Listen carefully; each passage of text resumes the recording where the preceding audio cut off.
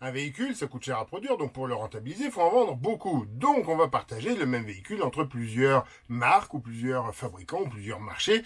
Donc les voitures sont souvent rebadgées et les utilitaires aussi. Ce qui a d'autant plus de sens puisque ça coûte aussi cher à développer qu'une voiture. Ça se vend quand même beaucoup moins, donc c'est plus long à rentabiliser. Et puis ça porte pas autant l'image de la marque qu'une voiture, une citadine, une limousine. Du coup, bah là, souvent il n'y a même pas de recarrossage, hein. C'est du vrai rebadgeage. Et en la matière, en France, on est champion pour ça. La preuve, c'est que parmi les utilitaires les plus rebadgés au monde, je pense qu'on trouve sur le podium nos deux grands constructeurs nationaux.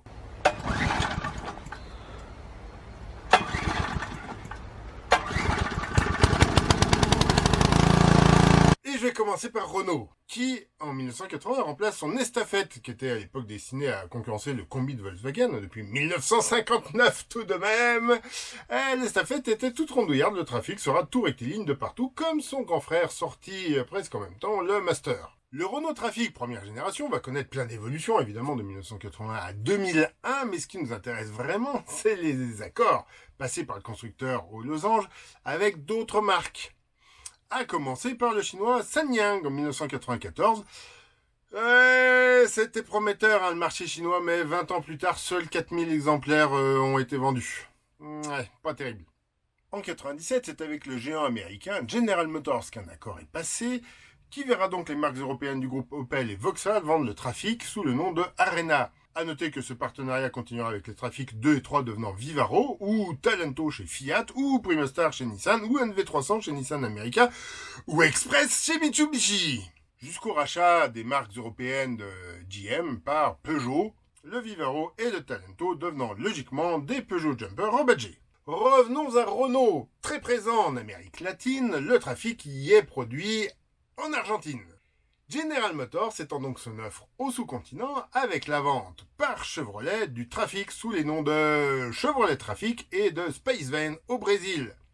Vous apprécierez au passage le soin apporté au rebadgeage, on colle simplement le nœud papillon sur le losange et basta. J'ai un peu frouillé tout à l'heure car la toute première licence chronologiquement du trafic, elle n'était pas chinoise. Elle est plus surprenante que ça, elle est nord-américaine.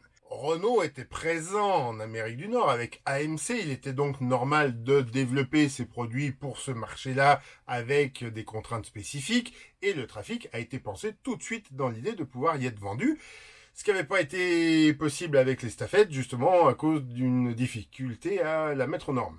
Et un entrepreneur sent le bon coup et signe un contrat pour la fourniture de châssis cabine qu'il transformera en camping-car compact. Ce sera le Winnebago Le Charo, en espérant qu'ils n'ont pas choisi ce nom parce que ça sonnait français.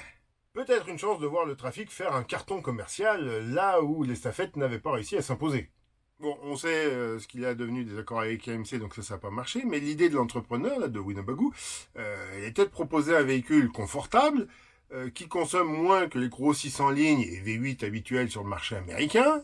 C'est une bonne démarche, très logique, après les crises pétrolières des années 70. Il existait même dans une finition plus haut de gamme sous la marque Itasca Fazar et en version plus simple mais surélevée avec le Winnebago Suntory. 21 000 exemplaires vendus pour un 4 cylindres avec une boîte manuelle chez l'oncle Sam, je pense que c'est pas mal du tout. Renault était également présent en Malaisie. Ne me demandez pas pourquoi, on y connaît l'espace ambulance et taxi et le trafic revu par Inocom sous le nom de Pernas. Et enfin, Renault a essayé de s'installer sur le prometteur marché indien, on le sait avec la Logan, ça avait déjà été le cas précédemment avec le trafic. La première est devenue Mahindra Verito, puis Verito Vibe en perdant son coffre. Le second est devenu Tata Winger, mais avec des motorisations locales.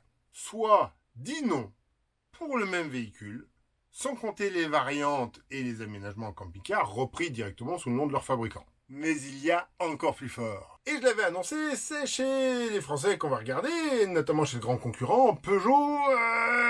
Pour être tout à fait honnête, non, faut passer les Alpes et aller chez un partenaire du concurrent Peugeot. En effet, depuis 1981, c'est une co-entreprise, la Sevel, basée en Italie et majorité turinoise, qui produit tous les utilitaires moyens et lourds de Peugeot Citroën à Antessa, une commune des Abreuses. Le partenariat est plus ancien parce que Citroën avait déjà repris le Fiat 242 pour remplacer son antédiluvien type H avec le C35. Peugeot achète Citroën en 1976 et en profite lorsque son J7 a besoin d'être remplacé pour entrer à son tour dans la danse et adapter le Ducato en J5, en plus du Fiat Talento, qui était le même que le Ducato en version courte, en plus du Citroën C25, du Talbot Express pour le marché britannique, du Alfa Romeo AR6, à une époque où la flamboyante marque milanaise n'appartenait pas encore au géant turinois, et du Serbe Zastava, partenaire historique de Fiat. Un mouvement qui va s'accentuer avec la deuxième génération dès 1994 et l'ouverture vers de nouveaux marchés sud-américains, russes, turcs et nous amène vers le point final de notre quête, le Ducato troisième génération. Sorti en 2006, que l'on retrouve donc très logiquement dans toutes les marques actives du groupe Stellantis, comme Citroën Jumper ou Relay sur les marchés britanniques, Peugeot Boxer et Manager, Dodge, puis Ram ProMaster, Opel et Vauxhall Movano, puis les Casellani type H et 616N, rappelant les anciennes gloires utilitaires Citroën et Fiat et distribués par les réseaux officiels des constructeurs. Le plus étonnant, Toyota Pro Ace Max, puisque le groupe japonais s'appuie sur des produits bien de chez nous pour les marchés des utilitaires européens.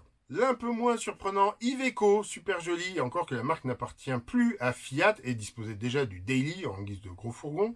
Et la pépite que je garde pour la fin, un fourgon électrique américain Zenith Electric Van qui a certainement servi pour les versions électriques du Ram. Soit 11 marques qui ont distribué l'utilitaire, le même utilitaire sur différents marchés, ce qui en fait sans doute le véhicule le plus rebadgé actuellement commercialisé.